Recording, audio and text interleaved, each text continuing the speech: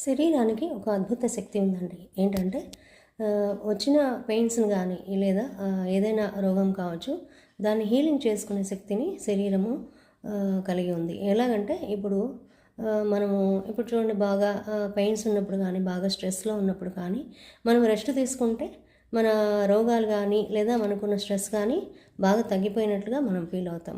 అంటే ఆ స్థితిలో ఏమవుతుందంటే, మనం రెస్ట్ తీసుకున్నప్పుడు మనసు, బుద్ధి అనేవి పూర్తిగా ఆలోచన రహిత స్థితిలోకి వెళ్ళిపోతాయి.